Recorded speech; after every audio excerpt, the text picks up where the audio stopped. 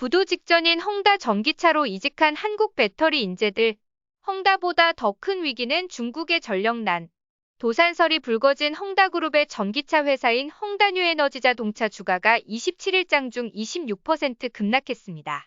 지난 24일에도 23.4% 하락한 채 마감했는데 이날도 급락세를 면치 못하고 있습니다. 모 회사의 파산설이 불거진 상황에서 증시 자금 조달이 쉽지 않을 것이라고 내다본 것입니다. 또한 직원 임금과 하청업체 대금 지불도 못하고 있다는 뉴스도 영향을 미쳤습니다. 블룸버그는 지난 24일 헝다그룹의 채무 문제가 핵심 사업 이외 부문에도 영향을 미치기 시작했다고 지적했습니다. 설립 후 2년이 지났지만 아직 제대로 된 전기차를 한 대도 만들지 않은 점이 악재로 부각되고 있습니다. 지난 2019년 설립된 전기차 제조업체인 헝다 전기차는 한국의 유능한 배터리 인재들이 많이 이직한 곳이기도 합니다. 지난 2019년 전기차 회사를 설립한 후 8,000명 규모의 글로벌 연구개발 인재를 채용했습니다. 당시 한국 기업 출신을 우대한다고 구체적으로 명시하기도 했습니다. 작년엔 SK이노베이션 배터리 연구소장을 지낸 이준수 전 현대모비스 전무가 헝다로 자리를 옮겨 화제가 됐습니다.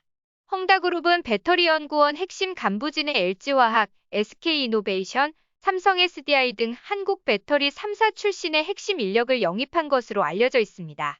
막대한 투자를 토대로 2025년에 세계 최대 전기차 브랜드로 도약하겠다는 것이 헝다그룹의 청사진이었습니다. 중국은 현재 사상 최악의 전력난을 겪고 있습니다. 신호등도 제대로 작동하지 않아 교통체증은 물론 일부 가게들은 촛불에 의지해 장사하고 있는 것으로 알려졌습니다. 이런 가운데 중국의 진짜 위기가 헝다 사태가 아닌 전력난입니다. 헝다의 경우 부채가 중국 은행권 총 부채의 0.3% 정도인 상태라 통제 가능하지만 전력난의 경우 중국 일부 공장의 가동을 멈추게 할 만큼 심각하다는 것입니다. 보도에 따르면 현재 애플과 테슬라의 제품을 공급하는 중국 공장들의 가동이 일시 중단된 상태입니다.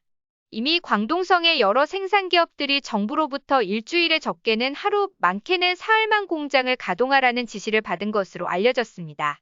현재 스촨성의 경우 그 강도가 가장 약한 경우로 불필요한 생산 라인, 조명 등은 사용하지 말라는 조치령이 내려왔습니다. 반대로 닝샤의 경우 에너지 소모량이 많은 기업에 대해 한 달간 가동 중단이라는 강도 높은 조치를 내렸습니다.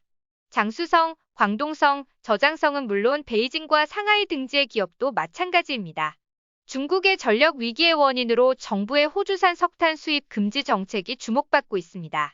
호주 정부가 화웨이 5G 통신 사업 참여 배제와 코로나19 기원에 대한 중국 책임론 제기 및 국제사회의 독립적 조사를 요구하자 중국은 보복 차원에서 지난해 10월부터 호주 석탄 수입을 금지했습니다. 부작용은 중국의 부메랑처럼 돌아왔습니다. 중국 내 코로나19 상황이 다소 안정되고 경기가 회복하면서 산업용 전력 수요가 늘어나자 발전용 석탄 공급 부족에 직면한 것입니다. 호주산 석탄은 중국이 사용하는 발전용 석탄의 50% 이상을 차지합니다. 중국 정부는 올해 2억 5천만 톤 규모의 신규 석탄 생산 계획을 발표했지만 당장의 공급난을 해결하기에는 턱없이 부족하다는 것이 업계의 중론입니다. 오늘 준비한 소식은 여기까지입니다. 끝까지 시청해주셔서 감사합니다.